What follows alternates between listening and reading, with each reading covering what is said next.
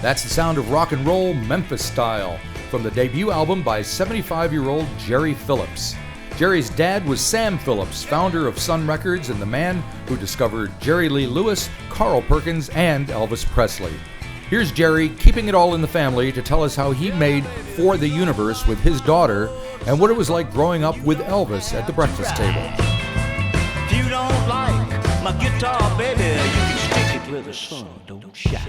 Well, man, it was like a real great experience. You know, she and I have written some together, and it's not anything we've written on this album, but we've written some things together. She's a super harmony singer, and and she has produced a couple other things for other people too.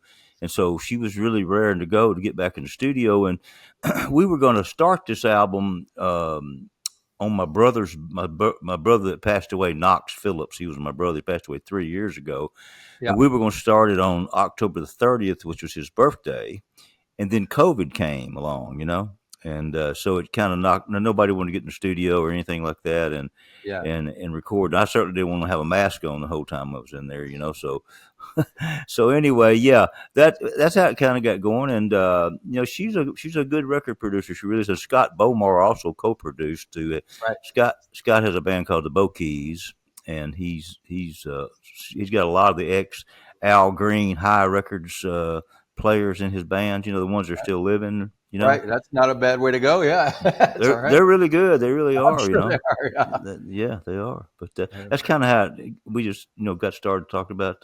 I had written a bunch of songs and over the several years, and was just ready to do it. You know, and we also, also we had just put this. We'd gotten the Spectrasonics console out of Stax Records Company Studio B.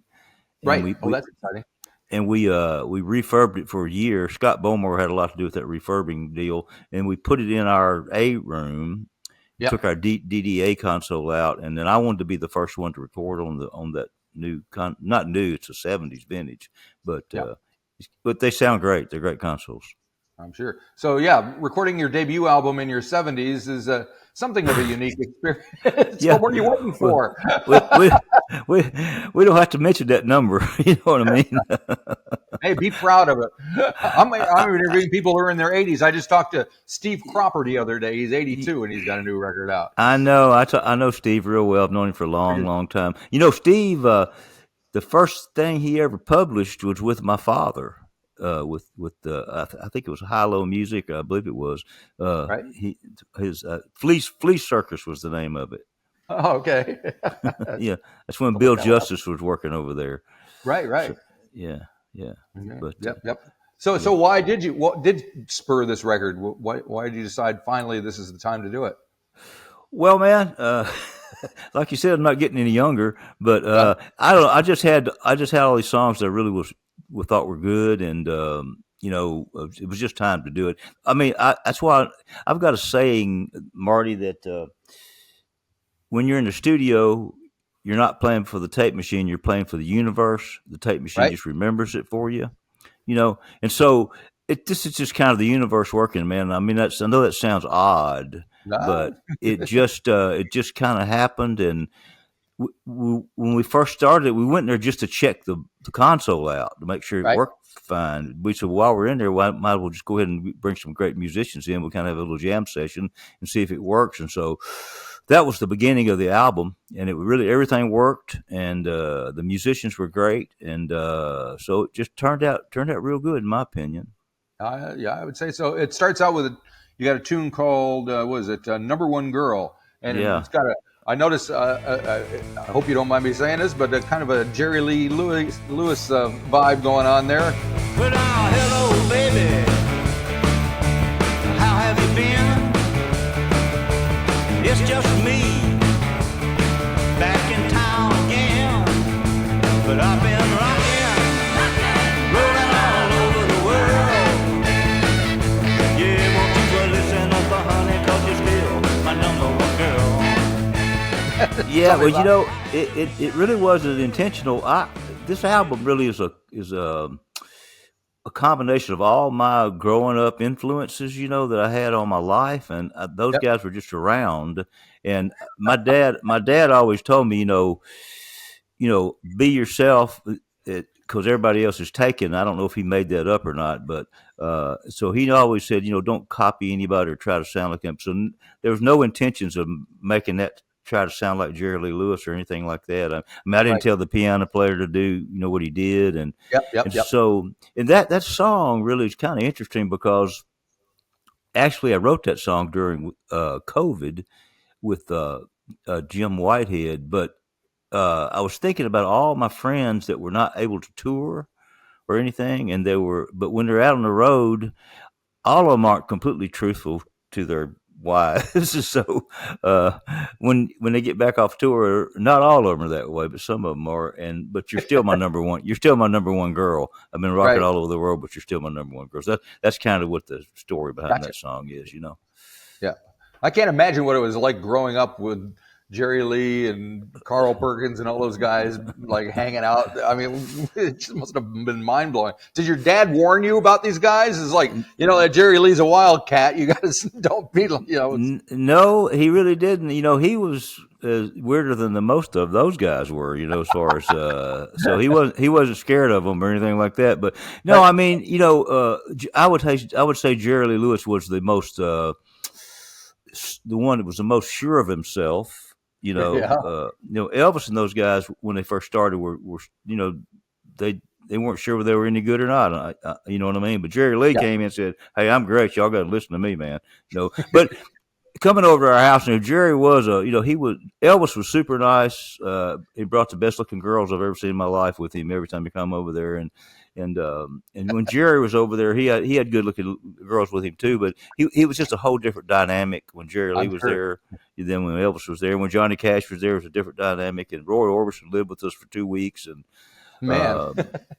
um, so his band had left him because they didn't like what they were doing, and so they took the Cadillac and Right. left him in Memphis. So Sam Man, said, oh, "Hey, man, how can you do that to Roy? don't worry about it. We'll get some more players, and it's going to all be great." Yep, yep, yep. Now, back to your record. I hear a definite kind of '50s ballad thing going on. You have a track called "She Let Me Slip Right Through Her Fingers," which sounds like a great country title, something George Jones would record, but it's got a very '50s kind of ballad to it. What can you tell me about that track? She let me slip right through her fingers, but she held me in the palm of her hand. I guess she got tired of me being her man. She let me slip right through her hand. Well, man, that song was, songwriters aren't always telling the truth. They're you make some stuff up, Sure. but that song kind of came from I had a slight heartbreak in my lifetime once before, and Yeah. so I just drew off of that feeling. She did have me in the palm of her hand, but she let me slip right through her fingers. And so Yep. I think there's a lot of people could relate to that in their romantic life. That things like that have happened to them. So Yeah. I like that song a lot. I really do. Yeah. And I see there's quite a bit of co-writing. You co-wrote one with Dale Watson, 24/6 or not 7. Nice. And there's some pretty Man, cool harmonica in that one.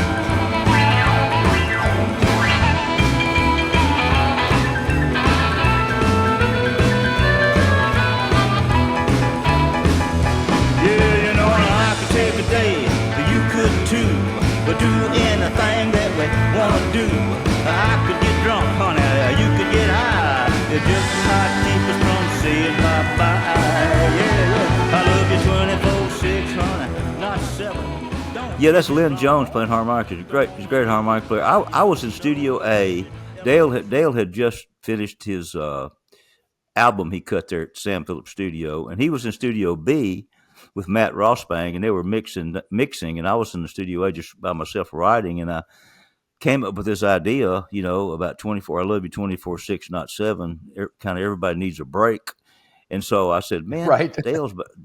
it's true, man. I've been married twice. I'm single for 20-something years now. But I went back and got Dale. I said, Dale, can you take a break for a minute? Come help me with this song. And Dale Watson is an awesome songwriter. I mean, it doesn't take him long to get things done. So he took a break and came up in Studio A, and we worked for about 45 minutes or something. And he helped me finish that song. So it's been one people have all liked about, to rocker, and it's true that you need a break every once in a while, and I can get drunk and you can get high. It might keep us from saying bye bye, So Right. One guy said it was the most truthful love song he'd ever heard. Right. So would you say there's quite a bit of yourself in these songs? It sounds like the final track, Specify, feels autobiographical. Well, it is. It really is. All of them are me, man. Basically, I'm with a co-writer of some of them. I've got other people writing with me on them. But yeah, it's my album, and it's really a heartfelt thing. And I don't mean to get too serious about it, but it's just something. It actually, to be honest with you, it turned out better than I thought it was going to turn out. I mean, it just did. Like I said, the universe was working. I know that sounds kind of far out, but the truth of the matter is, since this record is coming out, I've seen that word universe about 1 million times. Gotcha. Yeah. You know what I mean? It just pops up in places. I don't know if it did it before and I just didn't notice it, or if it's just happening. So I'm just kind of letting the universe handle all the record sales and the whole bit. You know what I mean? I know there are people working it, but I don't mean that. But I just feel really good about it, man. Being able to talk to people like you, and it's important. You're important, man. Well, thank you. Well, my dad always told, when he met the people, fans of his record company, he always told them, that if it hadn't been for them, he would have never been able to make it. If they hadn't have bought his records, and it's the truth, it's absolutely the truth. And if not for people like you that help promote these things, nothing would happen, man, But on the other side, I mean, it wasn't for people like him. He was visionary enough to understand when what he had going for him, and when people walked in the door and, oh, that guy's got something, let's put him in front of a microphone and see what happens.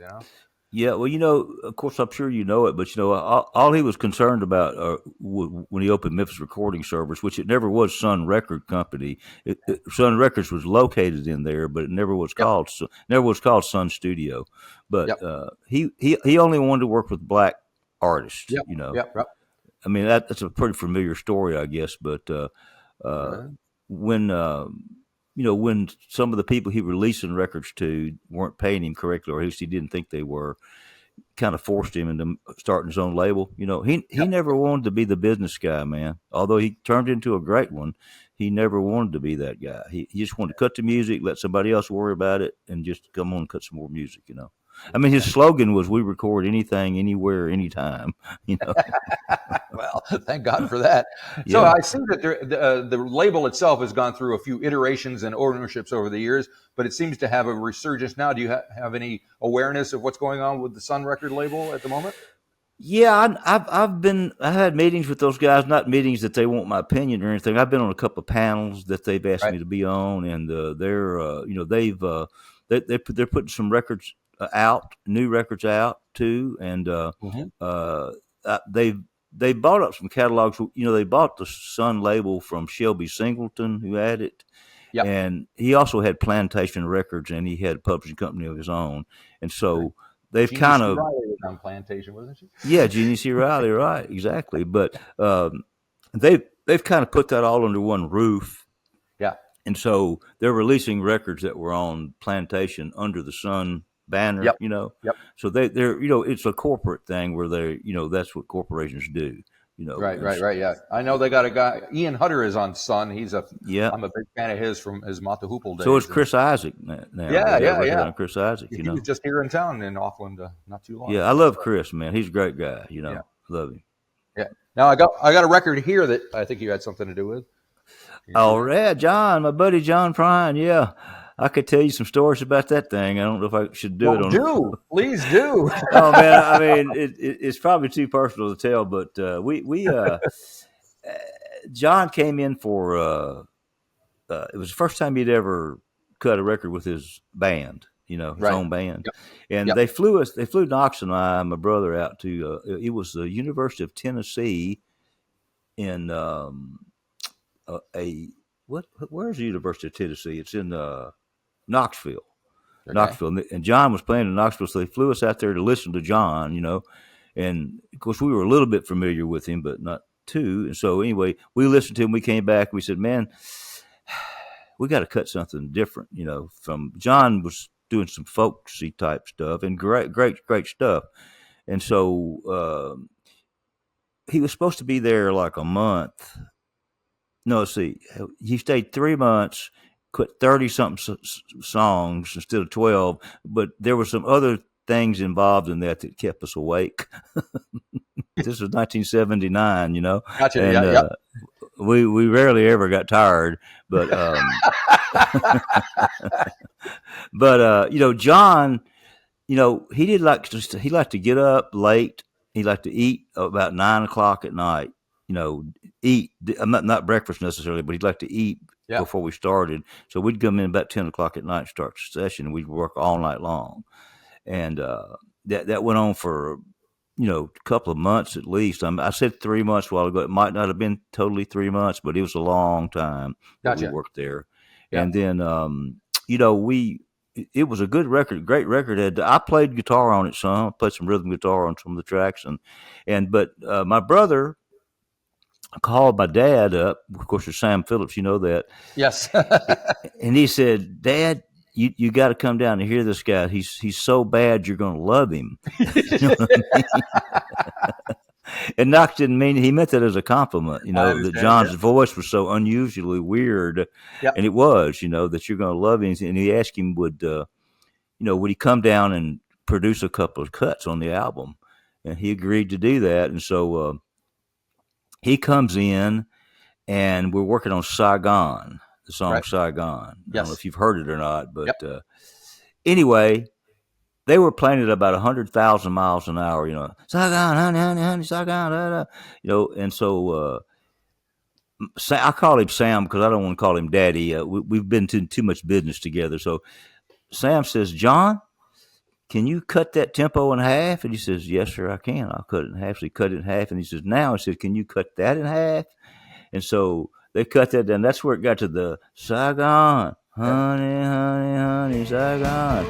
Saigon, honey, honey, honey, Saigon, honey, honey, honey, Saigon, honey, honey, honey. I was static in my attics getting ready to blow. And my dad had put the amplifier in the analog echo chamber, a real echo chamber, Yep. And it actually blew the tubes and everything in there. And he loved that sound because he thought it sounded like hot shrapnel going through the air. Because that's, so that song was about. And he told John, he says, "And could you put some sex into it, John?"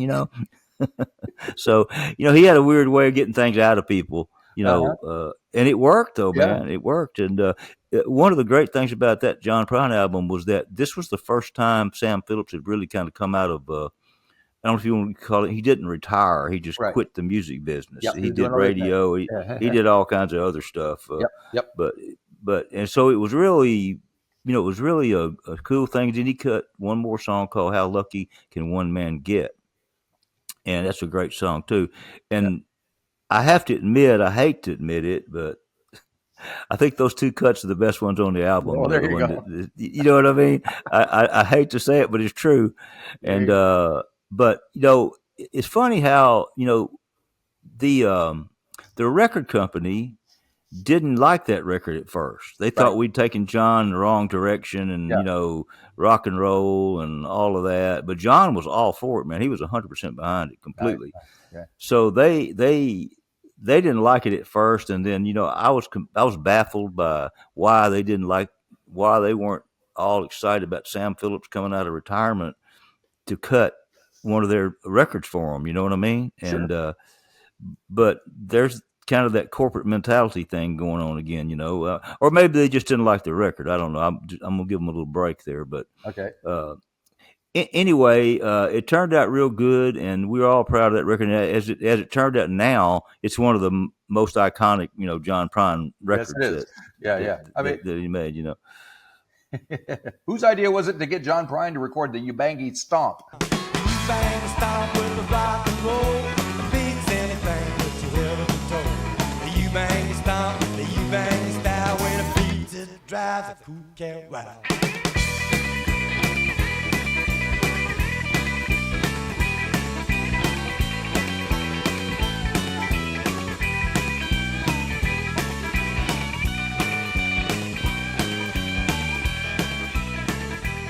Well, we it was Knox and I's idea. We were we were just up and looking through our catalog, the publishing company, looking for songs that John Mike could cut, and Right. then we had, and Billy Lee Riley was Yeah. one of our artists at that time. So we said, well, why don't we put Billy and John together to do You Bang You Stomp, and it turned out pretty good, really. Yes, that's a mix, but it's so- not. Wouldn't be the top of anybody's list, I would think, at the beginning. Oh no, and it wouldn't be very correct these days. The No. the rocking in the jungle and all that.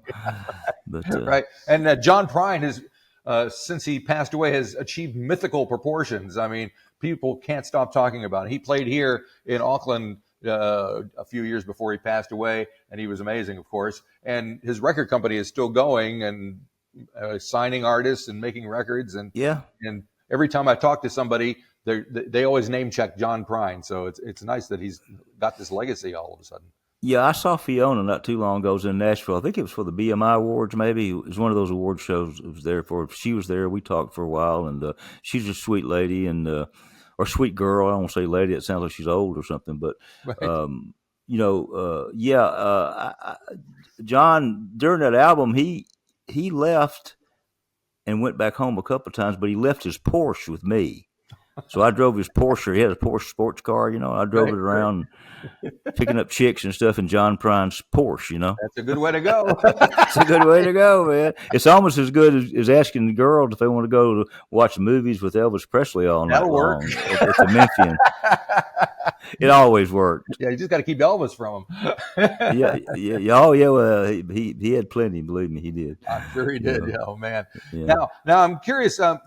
It seems to me, especially here in New Zealand, country music is experiencing some kind of revival, renaissance, new something or other.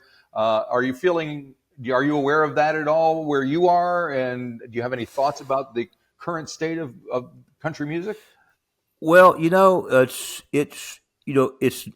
a new version of country for the most part, Right. But I've always said that it's young people that buy records. You know what I mean? Yep. It's young people. I mean, that's who bought Elvis. That's who bought Jerry Lee Lewis. That's who bought that. So I think it's a little too uncountry. A lot of it, they're calling it new country. And I mean, I've been in the music business long enough. I'm glad for anybody that makes a record and gets it on the radio or the digital platforms or whatever, everything there is out there now.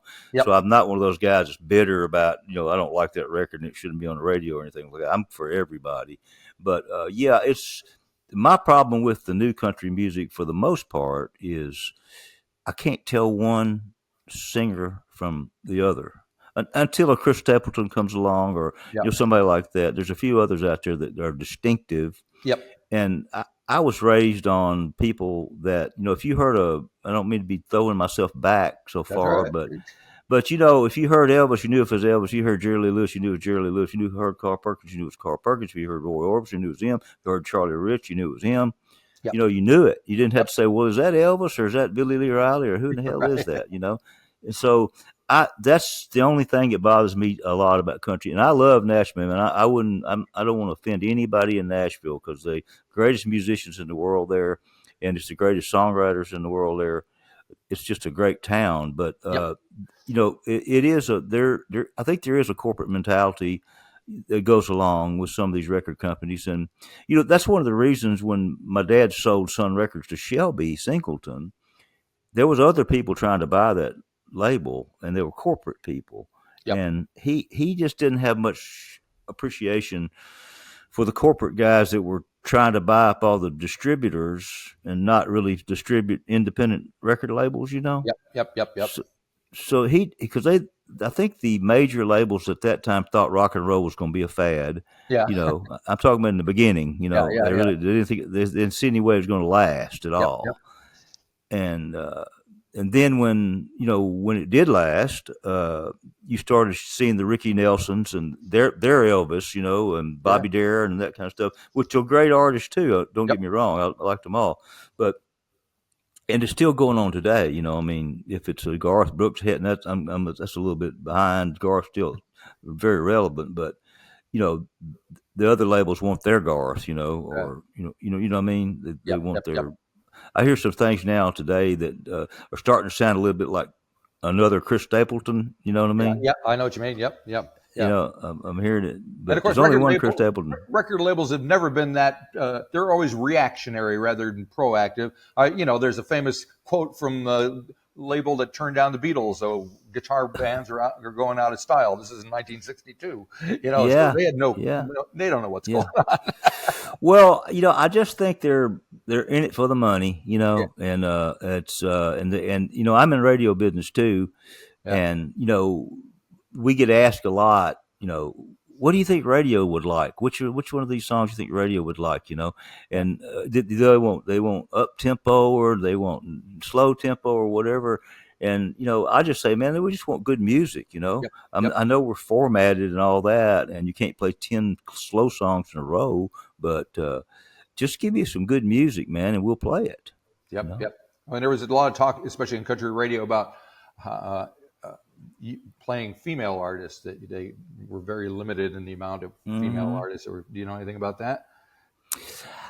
I don't know. I know that there was a battle going on. You know, the females were feeling left out, you know, of the country music field. And then the Judge came along and the Dixie Chicks and all of that. And of course, before then there was Loretta Lynn. I mean, there was always some really good girl singers in the deal.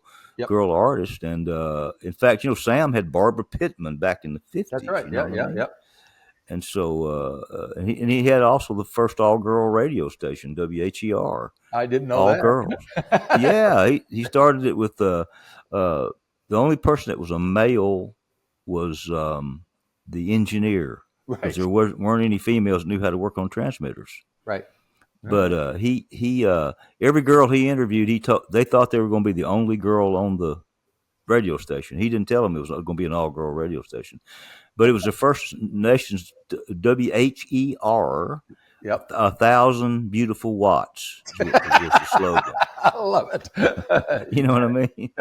And hey, there were some good-looking girls there too, because I was old enough at that time to start noticing girls really good. That some of them girls were nice looking. I don't want you to think I'm just a girl crazy person, but you know, my dad, all the ladies liked him anyway. You know, he was charming and handsome, and then all the people he was working with were, you know, artists and famous. You know, at one time, Marty, he was the most famous, or what's the word I'm looking for? He was the hottest record producer in the world. Yep. You know, he had Howlin' Wolf, B.B. King, you know, Elvis, Jerry Lee Lewis, Johnny Cash, all that, and all of that is kind of what came to me by osmosis. But what my record is like, I think it's a hint of all those things, but none of it was intentional to sound like any of those people or anything. You know, it was just what came out of me. You know, I just let Sam he'd tell all those people. I'll tell you something. He told there was a big band. I'm not gonna mention their name. They were in town. Big rock band were in town. We were at an after party, and my brother and I and my dad had been drinking that night, and their manager came up and said, Mr. Phillips, what's the secret of rock and roll? And my dad had these kind of evangelical eyes, you know. Right. And he looked right in his eyes and he said, son, you got to reach way down deep inside yourself and pull it out of your asshole. Words to live by. And I thought, there you go, right there. I mean, that sounds kind of crude, but if you're going to rock and roll, or you're going to get your soul out, you're going to have to go down deep and grab it. Yep. You can't leave it in there. You know, Yep. You just can't do it. And I think that's one of the reasons he was able to get the performances and stuff he got out of the people he got, and also they were all in one room, recording to one track. There wasn't any Pro Tools or Tune Me Up or any of that stuff, So I'm of the school that you get everybody in a room and let's just play, Now my record for the Universe, we cut the tracks and my vocal live. I didn't want. I mean, and the musicians wanted me to send them demos. I said, man, I don't want you to hear anything because I don't want you to have practice what you're going to play or anything like that. So Hallie and I and Scott talked about it. So we said no demos for the players, and so they learned it on the spot. Me playing guitar and singing it to them, and which gave me the opportunity to get them their real self, because they were on the line at that point. They're out there hanging, going, man, well, I better do pretty good here. I don't know. I haven't rehearsed this, but I'm gonna play my ass off if I can, And I think that's what we got. I think we got their heart and soul, playing on this album. And of course, we did overdub the strings and the horns and some voices and stuff like that. Well, we had to do it that way because those things kind of need to be arranged a little bit, Yeah. Yep. But it's rock and roll, and of course.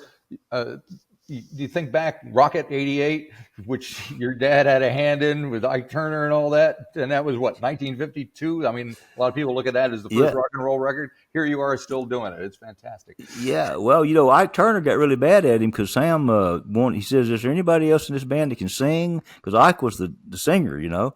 But there's never been a better piano intro than on Rocket 88, if you ask me, But I was with Ike. This was years ago, but we were all together. He still, because Sam had asked, it ended up being Jackie Brinston singing the song.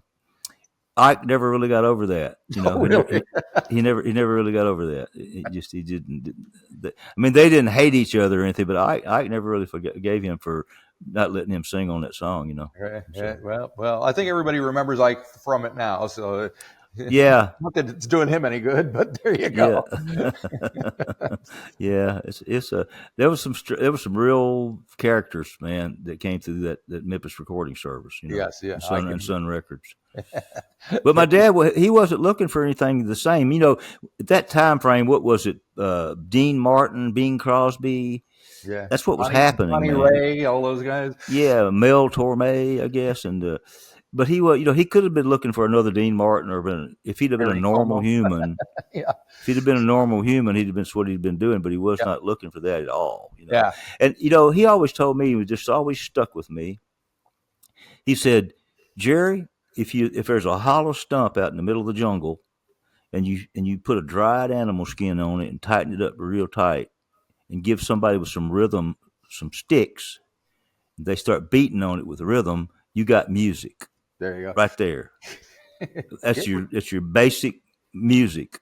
And you can sing to it, you can sing to that, you can dance to that, all of that. But it's nothing but a hollow stump with some sticks with a guy, but you gotta have rhythm. Get rhythm. And you gotta get rhythm, that's right. And that's been my whole thing all my life is feel. It has to have feel. Yeah. And that's what Sam was capturing. He was capturing feel. If you enjoyed this episode of the 13th Floor's Music Talk series, please be sure to subscribe to the website or to the YouTube channel. Follow us on Facebook or Instagram and wherever you find your podcasts. There's a whole lot more to discover.